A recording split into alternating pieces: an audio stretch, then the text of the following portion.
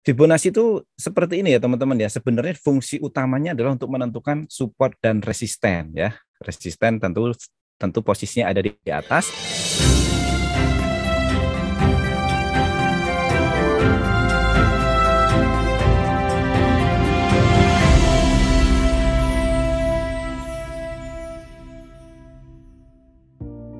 Oke teman-teman, malam hari ini saya diberi kepercayaan oleh Pak Reza untuk sharing sebuah ilmu yaitu namanya metode Fibonacci ya teman-teman. Kalau teman-teman sekarang sudah trader, tentunya sudah nggak asing lagi dengan kata-kata Fibonacci. Karena pada saat saya dulu belajar trading pertama kali pun belajarnya juga Fibonacci. Jadi karena ini yang pertama, jadi bagi saya ini sangat-sangat meresap ke hati ya, sampai ke pikiran juga. Jadi saya juga tradingnya menggunakan yang simple dan sederhana Fibonacci ini. Dan Fibonacci ini kan apa ya, kalau di ilmu forex itu sebenarnya sebagai ilmu dasar lah gitu ya. Oh ya, sebelum aja saya kenalkan, saya Siswandi Waluya ya, baru bergabung teman-teman semua. Ini sekarang saya mentoring di namanya komunitas Gabut Bank ya. Di Gabut Bank ini juga komunitas trader ya. Oke, saya langsung mulai aja teman-teman ya. Nah, Fibonacci itu seperti ini ya teman-teman ya. Sebenarnya fungsi utamanya adalah untuk menentukan support dan resisten ya. Resisten tentu posisinya ada di atas sebagai tahanan atas ya, kalau support itu ada di bawah. Ya, jadi sebenarnya harga itu kan bergerak-gerak aja antara support dan resisten. Nah, ini sangat penting teman-teman. Memang kayaknya sih sederhana, simple. Semua orang juga tahu support dan resisten ya. Fungsi dan support resistennya apa sih? Dia untuk petunjuk arah ya. Dan untuk menentukan jual atau belinya. Kalau Pak Reza tadi menggunakan fundamentalnya untuk mengetahui arah, ternyata teknikal juga bisa ya sebenarnya. Tapi kalau menurut ya kita juga tahu ya, bahwa kalau fundamental sudah berjalan, teknikal hebat apapun udah nggak ada fungsinya gitu. Nah, tapi teknikal juga kita sangat perlu untuk menentukan jual dan beli. Kadang-kadang kita ini sebagai trader ya, itu main asal masuk ketika buka chart, buka laptop, buka handphone, ketika lihat chart itu kita wah kira-kira ini naik nih. Kayaknya naik nih, kayaknya turun nih. Kalau saya buy sekarang bagus nih gitu ya. Nah, ini yang salah ya teman-teman ya. Karena kadang-kadang kita tidak memperhatikan support dan resistennya di mana. Sebenarnya banyak kita untuk menentukan support dan resisten itu teman-teman ya. Nah, ini ada saya klasifikasikan adalah empat cara menentukan SNR atau support dan resisten ya. Kita bisa gunakan namanya klasik support dan resisten. Itu biasanya menggunakan trendline. Kalau teman-teman pakai saya juga trading biasanya pakai laptop ya. Saya jarang trading menggunakan handphone karena kurang kelihatan menurut saya. Nah, kalau pakai klasik support dan resisten ini kita bisa gunakan trendline ya. Kita klik satu garis naik atau garis turun itu gampang banget ya. Kemudian kita gunakan namanya dynamic support dan resisten ya. Kita gunakan namanya MA line. Ini juga berfungsi sebagai support dan resisten ya. Bisa juga pakai Bollinger Band. Nah, yang paling saya suka dari semua support dan resisten ini adalah yang nomor 3 yaitu Fibonacci ya teman-teman. Fibonacci itu juga ada 2, ada eksponensial dan ada retracement. Nah, nanti kita praktek ya gimana Fibonacci itu. Dan yang terakhir adalah pakai menggunakan gap. Nah, gap ini jarang digunakan sih gap. Rata-rata orang menggunakan dynamic support dan resisten dan Fibonacci. Kalau Fibonacci itu sifatnya tetap, kalau dynamic ini berubah-berubah ya support dan resistennya. Oke, ini sekilas saja ya support dan resisten ya. Nah, teman-teman, saya trading itu sekarang ya itu memang hanya menggunakan Fibonacci untuk mendapatkan profit secara konsisten. Menggunakan Fibonacci ini ya susah-susah gampang ya. Yang diuji adalah kesabaran kita untuk tidak masuk market secara terburu-buru, teman-teman. Nah, itu berat ya, asli berat buat saya yang sering gunain pun sering berat, itu sering kepancing kalau harga udah gerak-gerak tuh langsung entry. Padahal harga masih di tengah-tengah antara support dan resisten dan itu seringkali kita nyangkut biasanya. Atau menjadi kaum sangkurtas mau ditahan gimana kok kalau mau di cut loss juga udah kegedean gitu biasanya ya. Nah, ini Fibonacci ini pertama kali ditemukan oleh orang Italia ya, namanya Leonardo Pisano Fibonacci ya, berupa deret angka. Nah, pada saat dulu saya belajar Fibonacci itu saya betul-betul menghitung manual ya, persentase-persentasenya itu saya hitung manual. Jadinya cukup mendarah daging lah dengan ilmu Fibonacci ini. Nah, ini kelihatan ya teman-teman ya, agak buram-buram dikit ya kayaknya. Nah, ini saya contohkan pound yen ya. Nah, Kalau zaman sekarang semuanya sudah serba canggih ya, kita nggak perlu repot-repot lagi menghitung Fibonacci itu secara manual gitu. Tinggal klik, tarik udah jadi tuh Fibonacci-nya di angka berapa persen. Nah, seperti ini ya teman-teman ya. Ini yang selalu saya ini kalau teman-teman ada di Gabut Bank, mungkin sebagian besar Gabut Bank juga ikut ya malam hari ini teman-teman dari Gabut Bank.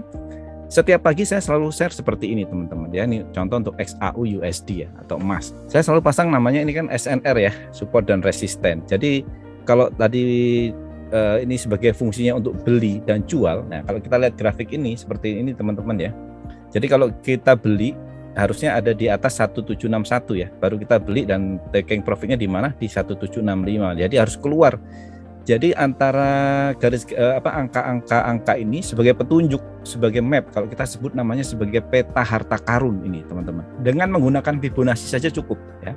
Di mana harga lagi runningnya di mana? Kita tentukan support resistennya.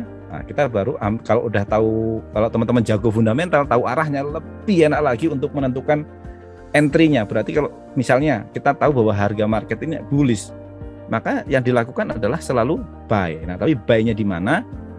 Kita gunakan Fibonacci ya, teman-teman ya. Nah, misalnya ini grafik ini nih, misal grafik ini ya. Nah, kalau seperti ini saya selalu gunakan H1 ya, teman-teman. Saya gunakan H1. Jadi setiap untuk entry itu saya selalu menunggu jam berikutnya, Tujuannya untuk apa? Itu untuk konfirmasi apakah market ini betul-betul berhenti di supportnya atau meneruskan perjalanannya gitu teman-teman ya. Memang kayaknya gampang tapi ya susah-susah gampang ya. Tapi saya percaya bahwa satu ilmu saya hanya menggunakan Fibonacci ketika saya berlatih berkali-kali itu hasilnya akan mumpuni. Saya tahu ya paling bukan tahu ya, tapi paling tidak mengetahui apakah ini satu signal yang benar atau satu signal yang fake atau yang palsu ya teman-teman ya. Nah, menggunakan Fibonacci ini ya memang jumlah entry tidak banyak dan jumlah profit juga tidak banyak karena dibatasi ya. Karena saya selalu membatasi bahwa kalau entry di sini keluarnya di sini seperti angka-angka ini ya. Misalnya ini angka ini terus ya, maka saya sell misalnya. Sell di angka 1761, maka di angka 1768 mau nggak mau saya harus keluar. Karena saya bermain aman. Ya sedikit-sedikit tapi aman gitu ya. Ini teknikal memang begitu dan saya betul-betul ngikutin rule-nya teknikal. Kalau dia bilang keluar ya keluar. Kalau dia bilang misalnya ini nge-sell terus harga berbalik ke arah ya saya buang gitu. Cut loss. Memang berat cut loss ya, teman-teman. Jadi mungkin itu Pak Reza sedikit tentang, mungkin lebih banyak ke nanti teman-teman kalau ada yang bertanya realnya gimana boleh ya. Dari Bapak atau Ibu EN. Ya, ini pertanyaan pertama. Bagaimana cara tarik Fibo dan angka-angkanya Pak? Maksudnya nih cara tarik Fibonacci-nya bagaimana? Oke, siap. Tara, ini sudah jadi ya teman-teman ya. Ini saya sudah tarik nih untuk emas nih. Sekarang lagi live. Ini saya gunakan trading. Sudah kelihatan ya layarnya ya Pak? Sudah Pak. Nah, menggunakan trading pakai trading view ya. Ini harga dibilang fundamental. Ini lagi ada fundamental ya. Berita CPI ini barusan keluarnya jam 7.30 nih. Langsung jatuh nih. Sos ya. Nah, lihat teman-teman ya. Itu mau udah ketahuan itu mah. Di pagi juga gue udah analisain itu mah. Ya, itu kan secara fundamental Pak. Nah, kita lihat secara teknikal. Kalau turun seberapa sih gitu ya. Nah, ini lihat teman-teman ya. Ini grafik dari tadi ya, saya buat bahkan dari beberapa seminggu yang hari Senin yang lalu lah saya buat nih. Ya. Begitu turun nih, turunnya seberapa sih? Kita lihat ya. Ini dia berhenti di angka 1758 ya. Pas banget ya, mentok. Tuh, gitu. Artinya Pak Reza tadi bilang bahwa garis-garis ini memang garis-garis imajiner ya. Sebenarnya memang garis-garis nggak ada, hanya garis imajinasi kita. Tapi ini membantu kita tahu arah teman-teman, tahu arah dan juga untuk exitnya di berapa. Nah, tadi pertanyaannya Pak, gimana cara nariknya ya? Betul Pak. Oh ya, siap. Nariknya itu dari atas ke bawah, atau dari bawah ke atas, atau dari high ke low, low ke high, atau dari badannya doang, atau dari kaki ke badan. Atau banyak bener pertanyaannya. Hah? Lah, kan gitu kan. Gue mau bebas lah mulut-mulut gue bos. Oh iya, ditambah-tambahin Pak Reza pertanyaannya. Oke. Kan soalnya kan banyak orang nanya ya, dia nariknya itu dari kaki ke kaki, ya kan? Atau dari badan ke badan, atau dari kaki ke badan gitu kan? Yang benar yang mana gitu? Siap.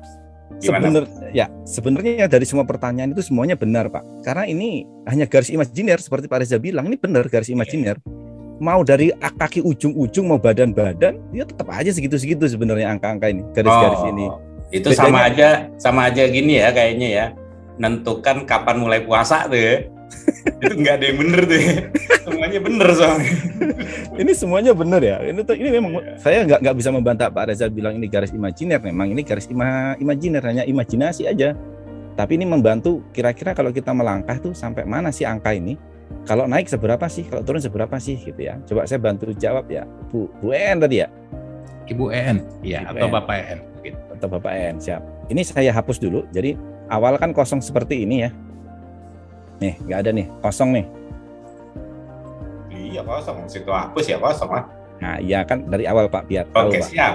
Kalau tiba-tiba jadi kan, wah itu bisa-bisanya Om Sis aja gitu kan. Iya. Jatuhnya goib ya. Oke. Siap. Oke, mana ya? Oke. Nah, ini saya akan coba tarik. Jadi biasanya yang saya gunakan, ini yang saya gunakan ya teman-teman, nanti bebas untuk prakteknya. Saya akan selalu gunakan time frame-nya itu H1. Kenapa H1? Ya nggak kecepatan juga nggak kelamaan teman-teman ya. Karena saya bilang tadi bahwa Fibonacci itu butuh kesabaran yang tinggi untuk masuk market gitu. Karena kalau kelamaan juga males 4 jam, terus nanti kalau misalnya tidak confirm 4 jam berikutnya gitu kan. Lama, kalau 1 jam ya nggak lama-lama amat lah ya. Saya biasa gunakan harga tertinggi yang saya lihat di chart dan harga terendah yang saya lihat di chart gitu ya. Kalau misalnya saya ambil yang tertinggi ini nih, kaki nih, tinggal tarik gini doang kok, tarik seret. Lari yang terendah yang saya lihat di chart ini ya misalnya ya. Oh, begini. Langsung jadi kan? Ini tinggal saya kasih angka-angkanya aja nih, taruh. Gitu. Kenapa Anda tariknya dari atas ke bawah? Kenapa nggak dari bawah ke atas? Boleh dong. Coba boleh. Kalau dari bawah ke atas gimana ceritanya? Boleh-boleh aja. Nah, sama nggak, misalnya itu nggak dihilangin, kita tarik dari bawah ke atas, sama nggak si garisnya itu? Ya beda-beda dikit Pak. Biasanya gini, kalau misalnya marketnya bullish, maka saya nariknya dari bawah ke atas. Kalau marketnya bullish, dari bawah ke atas. Ya, kalau marketnya bearish, kebalikannya. Oh, sebenarnya sih nggak usah diapalin. Kalau marketnya bullish ya 161-nya di atas kan gitu ya. Benar ya bos? Ya kan kalau marketnya bearish, tandanya angka 161-nya di bawah, benar nggak? Iya. Ya mau nariknya mau dari atas di bawah, yang penting mah targetnya aja. Nah, lihat teman-teman ya, sama nggak dengan angka yang tadi kan di sini ada support juga ya di angka yang live yang saya buat sebelumnya. Padahal cara nariknya berbeda, titik tertinggi dan terendahnya juga berbeda. Tapi hasilnya akan sama, akan ada support dan resisten di sini gitu. Oke. Saya tinggal gini doang. Terbukti ya? Terbukti. Ya, karena yang saya ulek-ulek ya cuman ini doang gitu kan. Oke. Karena saya percaya Pak, satu ilmu kalau dilatih 1000 kali akan jauh lebih mematikan daripada punya banyak ilmu masing-masing hanya dilatih 1 kali. Kita hanya sekedar tahu tanpa memahami, tanpa mengerti kapan harus entry, kapan harus keluarnya. Gitu. Nah, itu menurut saya loh ya. Biasanya kan kita kan gitu, senangnya kan banyak ilmu gitu, banyak ilmu banyak bingung ya kan. Nggak entry gara-gara itu, sekali entry salah ya kan. Ya, kesalahan kita. Apa-apa lah, tapi bukan yang di grup ini kok, bukan di grup Anda dan bukan di grup saya, itu di grup tetangga. Kalau tetangga, siap. Karena kebanyakan kita memang senang berburu ilmu Pak. Orang kan haus akan ilmu. Kalau ada ilmu baru, ada ilmu keren itu dikejar kemana aja. Kalau dikejar mentornya hilang ya kan. Oke. Dah. Ya. Jangan ngegibah. Nah, ayo Pak Jo, lanjut Pak Jo. Ya. Gini aja sebentar Pak, cara buatnya cuma gini, tinggal tarik tertinggi terendah atau terendah ke atas, tinggal kasih angka-angkanya. Nah kadang-kadang kalau kita nariknya terlalu lebar, ini kejauhan, kapan sampainya gitu. Nah nanti ya udah Bapak dan Ibu, ini cuma iklan aja, berikutnya ada WS salah. Oke, lanjut Pak Jo. Baik Pak, pasti sini yang nanya Fibonacci ini berjubel Pak. Jadi saya sambil emosi soalnya, Iya. Biarin saya aja, takut di chat maki-maki nih Pak. Aduh, kalau nggak baca ini.